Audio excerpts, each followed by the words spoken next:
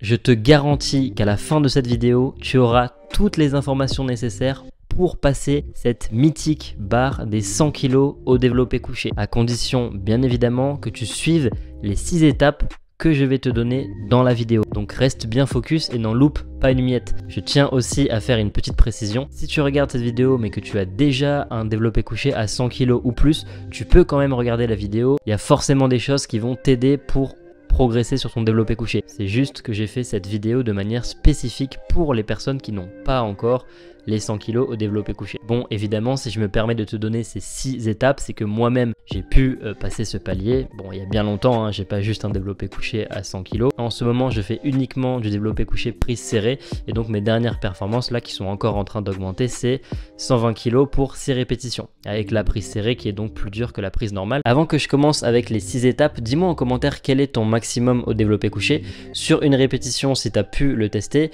Et si tu n'as pas essayé sur une répétition, tu peux me dire tout simplement quelle est ta meilleure performance. Peu importe le nombre de répétitions, mais quoi qu'il en soit, dis-moi ta meilleure performance en commentaire, comme ça me permettra d'avoir un ordre d'idée de ton niveau de départ. Et une fois que tu auras atteint les 100 kg grâce au conseil de cette vidéo, tu pourras revenir en commentaire pour me dire que tu les as atteints. Sans plus tarder, on attaque avec la première étape. Tu vas tout simplement trouver ta forme idéale sur l'exercice. Je parle surtout de la largeur de ta prise, parce qu'il y a quelque chose sur lequel il ne faut pas se méprendre sur le développé couché et sur lequel je veux vraiment mettre l'accent, c'est qu'il est très important que la barre touche constamment tes pecs pour faire la répétition. C'est pas pour valider, on s'en fout, on fait pas de la compétition, on fait pas du powerlifting. Je dis ça parce qu'en fait, il est important d'avoir l'habitude d'effectuer l'amplitude complète sur le mouvement. Et je m'explique. Si tu as l'habitude de faire le mouvement et de t'arrêter juste avant tes pectoraux et qu'un jour tu décides d'augmenter la charge et d'essayer par exemple ton max ou même de faire une série plus lourde que d'habitude, si tu te retrouves en bas dans ton amplitude habituelle, donc avec la barre qui n'est pas sur les pecs et que tu n'as pas la force pour remonter et que du coup la barre descend parce que tu es trop faible on va dire pour la contrôler, tu vas aller dans une amplitude que tu n'as pas l'habitude d'exploiter puisque tu travailles jamais ces derniers centimètres entre le moment où tu arrêtes la barre et les pectoraux. Et c'est là que tu vas risquer la blessure. C'est pour ça qu'il est très important dès le début et que tu apprends le mouvement à le faire correctement et à venir toucher tes pecs. Comme ça, tu as toujours l'habitude d'avoir cette amplitude complète et tu diminues grandement le risque de blessure. Maintenant que j'ai dit ça,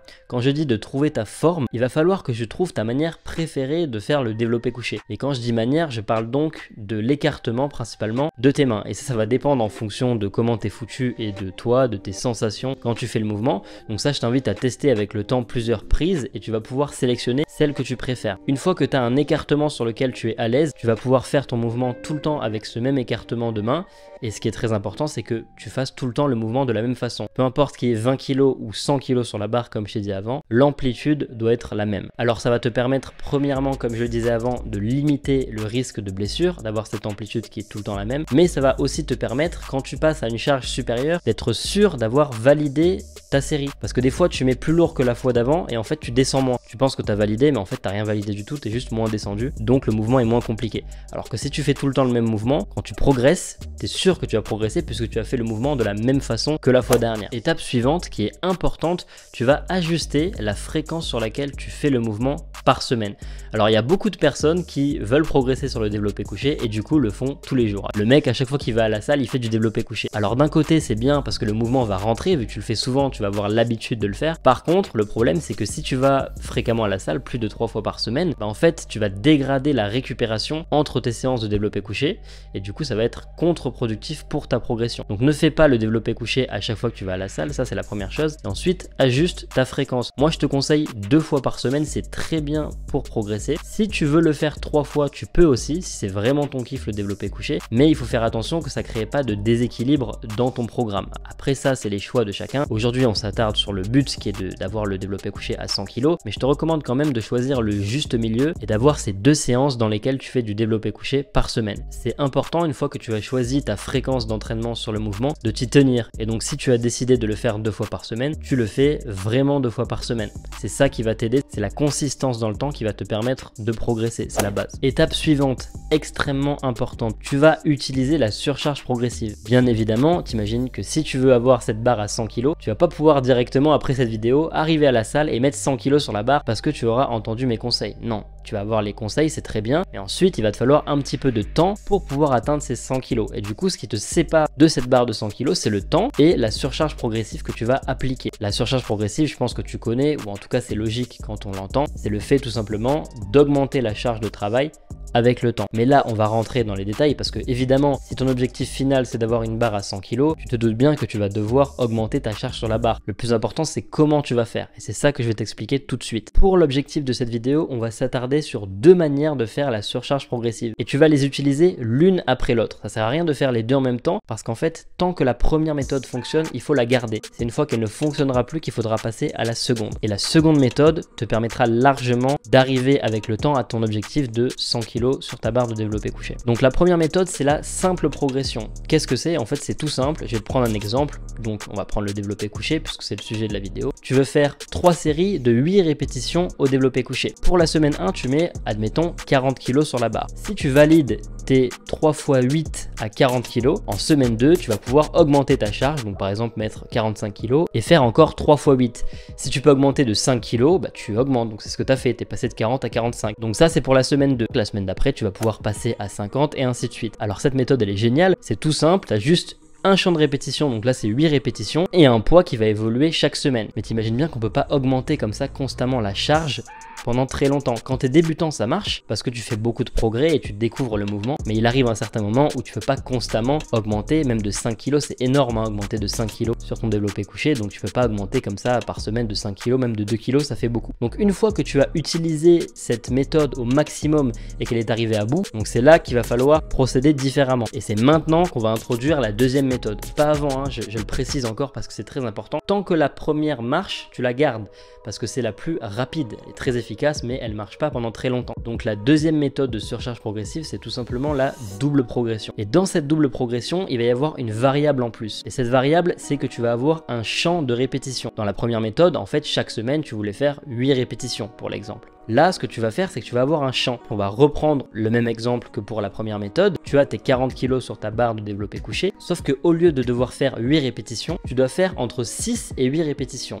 Et là, je vais te donner les exemples pour que ce soit parlant à l'écran. Donc première semaine, tu fais par exemple 3 x 6 avec 40 kg. Si tu valides ces 3 x 6, en semaine 2, ou en séance 2, je dis semaine depuis tout à l'heure, en admettant que tu fasses qu'une fois par semaine. Mais si tu le fais 2 fois par semaine, c'est donc séance prochaine. Donc voilà, donc séance 1, tu fais 3 x 6 à 40 kg. Si tu valides tes 3 x 6, en semaine 2, tu fais 3 x 7 à 40 kg. Si en séance 2, tu valides tes 3 x 7 à 40 kg, tu l'auras compris, en semaine 3, tu passes à 3 x 8 à 40 kg. Et maintenant que tu as eu tes 3 x 8 à 40 kg, tu arrives à bout du champ de répétition qui a été entre 6 et 8. Et du coup, ce que tu vas faire, c'est que tu vas augmenter la charge, donc passer par exemple à 45, mais tu vas baisser le volume. Donc tu vas repartir sur le début de ta fourchette de répétition. Donc à la séance suivante, tu vas faire 6 répétitions avec 45 kg.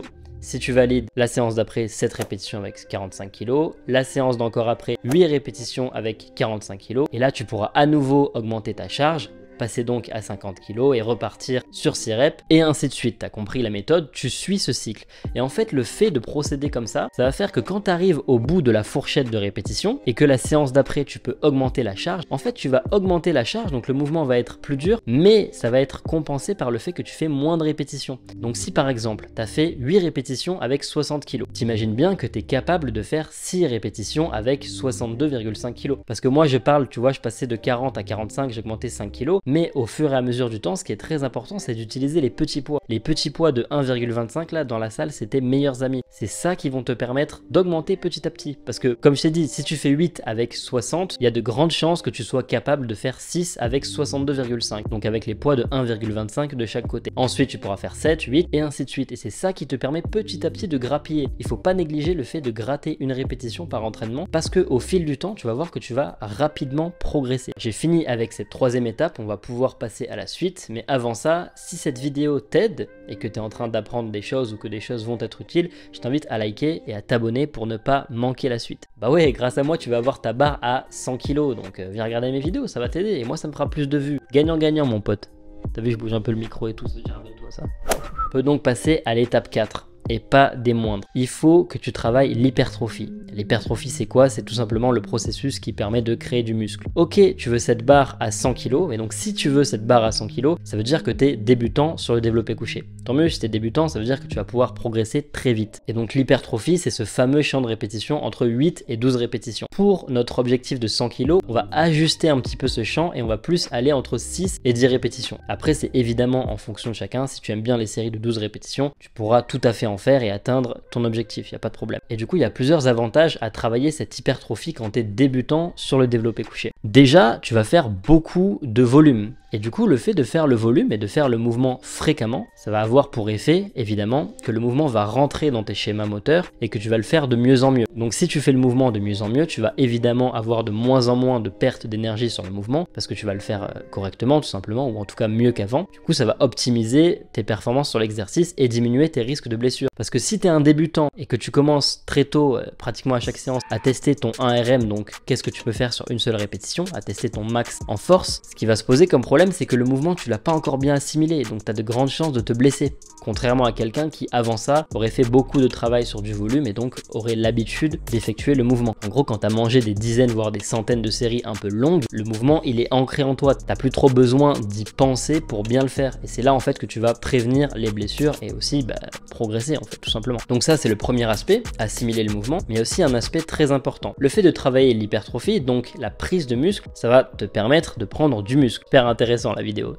L'hypertrophie te fait prendre du muscle. Ok, mais ce qui est très important, tu vas voir où je vais en venir, c'est que la force, en fait, sur un mouvement, c'est tout simplement l'expression de ton potentiel musculaire sur le mouvement. Après, évidemment, le fait d'avoir une technique parfaite, ça va t'aider pour pas perdre de force, etc. Mais l'élément qui est vraiment à la base de tout, c'est ta base musculaire. Si tu as peu de muscles, tu auras forcément peu de potentiel de force. Tu peux optimiser ce peu de potentiel en faisant bien le mouvement, mais il n'empêche que contrairement ou comparé à quelqu'un qui a beaucoup de muscles, ton développé couché, il sera forcément beaucoup plus faible. Ce que je veux dire, tout simplement, c'est que en créant du muscle, en travaillant l'hypertrophie, tu vas te créer du potentiel de force. Et là, tu peux me dire, ok, t'es sympa, je veux créer du potentiel de force, mais moi, ce que je veux, c'est ma répétition à 100 kg. Et comment j'ai ma répétition à 100 kg si je travaille jamais sur une répétition? C'est une question légitime et c'est pour ça que je vais y répondre. En fait, t'es pas obligé de travailler sur une répétition pour avoir ces 100 kg au développé couché. Évidemment, par exemple, des powerlifters qui, eux, leur travail, c'est de mettre le plus lourd possible sur une seule répétition, eux ils vont forcément s'entraîner sur des filières de répétitions plus courtes, entre 1 et 3 voire 5 répétitions, pour avoir l'habitude et habituer leur système nerveux. Il va pas être sollicité de la même façon quand tu fais une série courte et une série longue. Mais nous, dans le cadre de cette barre à 100 kg, on n'est pas du tout dans ces sphères-là, on n'a pas encore besoin de se spécialiser, de travailler notre système nerveux, etc. Le plus important, comme je te disais avant, c'est de créer ce muscle qui va te permettre d'avoir la force nécessaire pour pousser cette barre de 100 kg. Et maintenant, comment tu vas savoir quand tu seras capable à peu près d'avoir cette barre de 100 kg? Je vais te donner des équivalences. Une pour 6 répétitions, une pour 8 répétitions et une pour 10 répétitions. Et tu comprendras après pourquoi j'ai choisi ces 3 chiffres particulièrement. Donc premièrement, si tu es capable de faire 6 répétitions avec 85 kg, ça équivaut à peu près à une répétition à 100 kg. Ça veut pas dire que si tu les as pas, t'as pas encore les 100 kg ou que si tu les as, t'as forcément les 100 kg. C'est une approximation avec des calculs, mais ça se rapproche quand même grandement de la vérité. Ensuite, si tu as 8 répétitions à 80 kg, c'est pareil, ça équivaut à peu près à une répétition à 100 kg sur ton développé couché. Et pour finir, si tu as 10 répétitions avec 77,5 kg, ça équivaut aussi à peu près 100 kg sur ta barre pour une répétition au développé couché. Si tu as une de ces 3 performances, tu vas pouvoir tester ton 1RM au développé couché et je te donnerai après le protocole à suivre pour le faire correctement et pour pas te faire mal quand tu vas faire ce test. Avant ça, je veux juste te parler de tes champs de répétition sur tes séries de travail au développé couché. Donc si tu as choisi la voie de la raison et que tu le fais 2 fois par semaine, ce que je te conseille, c'est d'avoir 2 champs de répétition. Alors quand je parle de champs de répétition, là je parle une fois que tu auras utilisé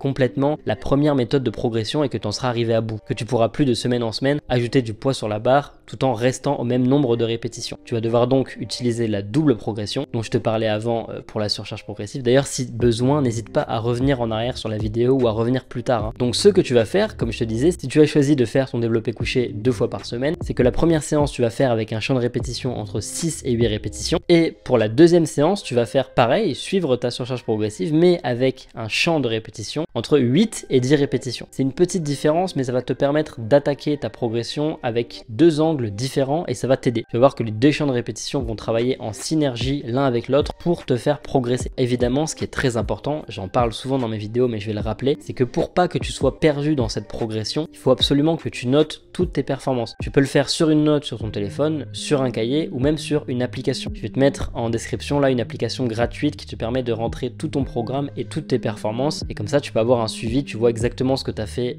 la séance précédente et ça te permet en fait de savoir où t'en es parce que tu imagines bien que si tu as deux champs de répétition, un entre 6 et 8, un entre 8 et 10 et que tu fais une surcharge progressive comme ça très précise, ça va être galère en fait de te rappeler de tout, voire impossible si tu ne notes pas. Voilà, donc je t'invite à noter, je te mets le lien en description, c'est une application gratuite, hein. Moi j'ai rien à gagner, c'est juste pour t'aider. Et pour finir avec ces champs de répétition, pourquoi j'ai choisi 6-8 et 8-10? Tout simplement parce que ça nous permet de travailler l'hypertrophie sans trop s'éloigner en fait de cette force. Parce que si par exemple je te dis entre 10 et 12, quand tu arrives sur la fin de ton champ de répétition et que tu es plus au niveau des 12 répétitions, ça commence à faire des séries un peu longues qui ressemblent, c'est pas de l'endurance, mais ça s'en rapproche plus que si tu fais des séries par exemple entre 6 et 8. Donc là 6-8 et 8-10 c'est très bien, ça te permet de stimuler l'hypertrophie, d'avoir du volume, de progresser, donc c'est vraiment parfait pour cet objectif là. Bon, maintenant je peux te donner le protocole à suivre quand tu auras atteint un des 3 objectifs précédents. Tu les affiches à l'écran, comme ça t'as pas besoin de revenir en arrière si t'as pas noté ou si t'as oublié. Donc ce que tu vas faire le jour où tu vas vouloir tester ta répétition maximale. Déjà tu le fais pas après t'être entraîné sur le mouvement. Il faut que tu arrives à la salle, que le développé couché ce soit le premier mouvement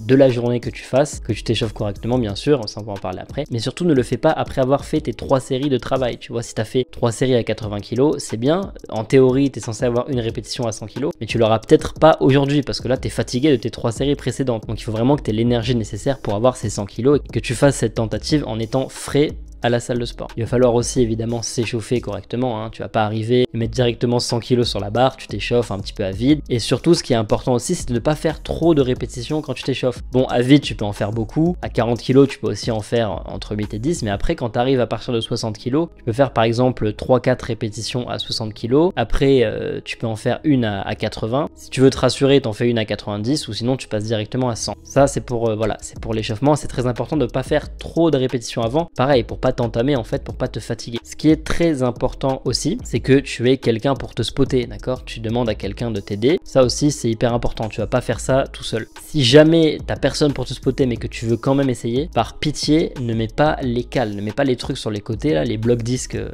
Ça, vraiment, quand t'es tout seul, c'est la pire chose à faire. Parce qu'au moins, si t'es tout seul et que tu rates ta répétition, tu peux faire ce mouvement-là pour faire glisser les poids. Bon, si tu dois faire ça, déjà, je te conseille pas de le faire sans spotter. Et si jamais t'es amené à faire ça, à devoir faire glisser les poids parce que tu rates ta répétition, vérifie qu'il y ait personne qui passe à côté quand même. Donc échauffe-toi correctement et un spotter, n'aie pas fait ton entraînement avant. Et aussi, il faut qu'au moment de ta tentative, tu sois vraiment très concentré, tu sois focus, déterminé. Il faut vraiment que tu aies envie, que tu donnes de l'énergie. Je sais pas si tu écoutes de la musique, je pense que oui. Si tu écoutes de la musique, tu te mets un gros son. Voilà, donc je vais pas m'attarder plus sur la question. T'imagines bien qu'il faut être déter, il faut avoir envie de tout donner. Crois en toi, surtout c'est important si tu as validé un des paliers que je t'ai donné avant, normalement tu as la force pour. Donc il faut pas que tu partes défaitiste, au contraire, il faut que tu crois en toi. En plus, tu sais que tu as quelqu'un pour t'assister, donc si jamais tu n'y arrives pas, c'est pas grave. Tu as l'habitude de t'entraîner avec la bonne amplitude, de toucher tes pecs, donc tu risques rien. Donc c'est pour ça, il faut juste que tu y crois et que tu donnes tout et ça devrait passer. Et rappelle-toi, quand tu auras eu ta première barre à 100 kg, tu reviens dans les commentaires de cette vidéo et tu le dis. Moi, ça me fera super plaisir. Si j'ai pu aider ne serait-ce qu'une personne à atteindre cet objectif-là, ce serait super. Bon, l'étape suivante qui va grandement t'aider dans cet objectif. Je te recommande grandement, c'est pas obligé, mais c'est vraiment très recommandé de faire d'autres mouvements de poussée qui vont avoir un transfert de force sur ton développé couché. Donc moi, ce que je te conseille premièrement, et ça c'est hyper important, c'est de faire un développé militaire. Donc c'est un mouvement de développé au-dessus de la tête, vertical. Et ça, bon, déjà ça va avoir un bon transfert sur ton développé couché. Ça va aussi travailler tes triceps,